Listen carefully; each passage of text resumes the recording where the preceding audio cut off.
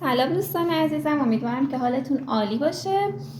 میخواستم برای شام خوراک لوبیا درست کنم یا همون کنسرو لوبیای بازاری رو.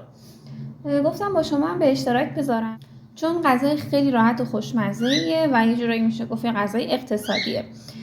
خب دیگه زیاد حرف نمیزنم، زیاد توضیح نمیدم، بریم سراغ درست کردن غذا. اینجا من 2 پیمانه لوبیا چیتی رو از شب قبل خیس کردم و آبش رو هم چند بار عوض کردم. حالا این لوبیا رو که از چند ساعت قبل خیس کردم و میریزم توی یه قابلمه و البته باید کم دیگه بهش آب اضافه کنم.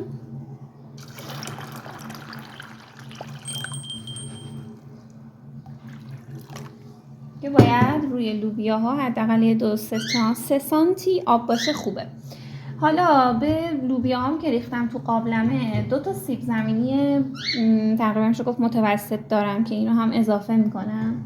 3 تا دونم گوجه دارم. این گوجه ها رو من وسط نصف میکنم و اضافه میکنم.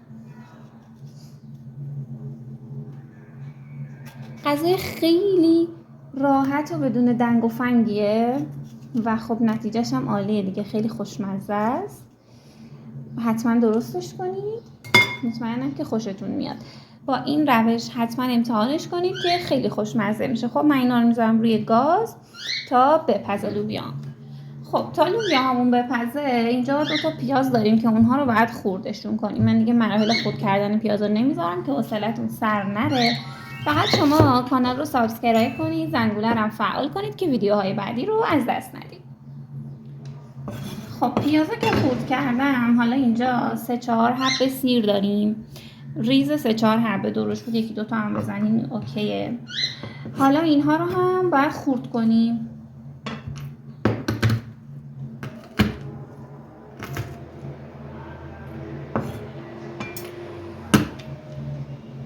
حالا پیازایی که خورد کردیم و به تابه اضافه میکنیم و میذاریم تا سرخ بشه. بعد اینکه پیازمون یکم سبک شد، سیرایی که خورد کردیم و اضافه میکنیم. الان اینجا پیازای من سبک شده، حالا سیرایی که خورد کردم و اضافه میکنم.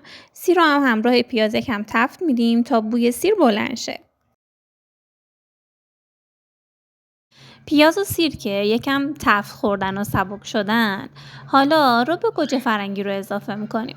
من اینجا 2 قاشق رب گوجه اضافه میکنم چون که رب گوجه فرنگی من خونگی و رنگ مصنوعی نداره. یه خورده بیشتر اضافه میکنم که رنگ غذام قشنگتر بشه.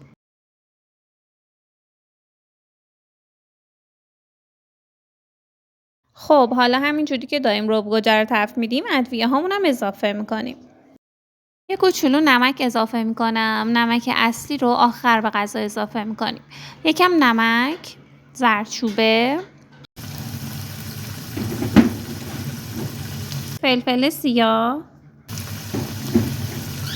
فلفل قرمز، خیلی کم یه کوچولو هم دارچین میزنم و در آخرم یه کوچولو آویشن اضافه میکنیم. آویشن رو حتما اضافه کنین. آویشنی که باعث میشه خوراک لوبیامون طعم خوراک لوبیای کارخونه‌ای رو پیدا کنه. حالا سیب زمینی هایی که به لوبیا اضافه کرده بودیم پختن، برمی‌داریم و مستقیم به این ترکیب پیازمون اضافه میکنیم. سیب زمینی ها و گوجه ها رو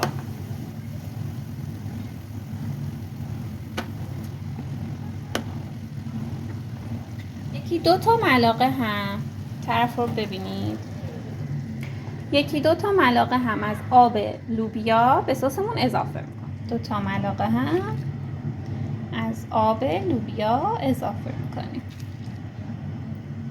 حالا اینا رو با هر وسیله‌ای که داریم باید میکسشون کنیم. میتونیم با گوشتکوب بکوبینشون یا اگه دارین با گوشتکوب برقی کاملا میکسشون کنید. سسمون رو که میکس کردیم و این شکلی یک دست شد، حالا این ترکیب رو به لوبیاهامون اضافه میکنیم.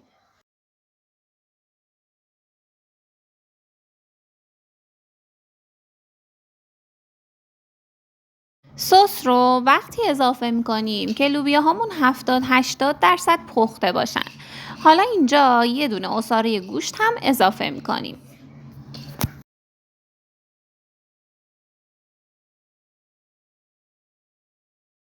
پوست گوجه ها هم اگه خوب میکس نشده بود دوست نداشتین تو غذا باشه برشون دارین، چون پوست گوجه ها خیلی زبره راحت میکس نمیشه. حالا میذاریم بقیه پخت لوبیامون انجام بشه، میریم سراغ ادامه کارمون. خب اون سسو که به لوبیا اضافه کردیم داره میپزه. حالا میریم سراغ خورد کردن قارچامون. قارچ اندازه دقیقی نداره دیگه، هر چقدر که دوست دارین اضافه کنین. قارچ هر چقدر بیشتر باشه خوراک لوبیا خوشمزه تر میشه. حالا هر چقدر که دوست دارید اضافه کنید. تا من قارچ رو خورد میکنم شما هم کانال رو سابسکرایب کنید، زنگوله رو فعال کنید که ویدیوهای بعدی هم براتون نمایش داده بشه. اگرم دوست داشتین بگید که شما تا الان چجوری خوراک لوبیا رو درست میکردین، این روش رو دوست داشتین امتحانش میکنین یا نه. خب من قارچا رو خورد کردم. حالا میریم قارچا رو با یه خورده کره، البته من کره ندارم، با روغن میخوام تفتشون بدم، یه تفت میدیم. میدونید دیگه قارچ رو وقتی میخواین تفت بدین به خاطر اینکه سیاه نشه باید یه کوچولو آب لیمو بهش اضافه کنید. حالا اول من یه کوچولو نمک بهش میزنم، یه کوچولو هم آب لیمو میزنم. تقریبا میشه فکر کنم 2 قاشق حدوداً آب لیمو میزنیم تا قارچامون سیاه بشه. که اینو همتون میدونید دیگه، همه کدبانو. خب قارچمون رو تفت میدیم. وقتی کامل تفت خورد به لوبیاها اضافهش میکنم.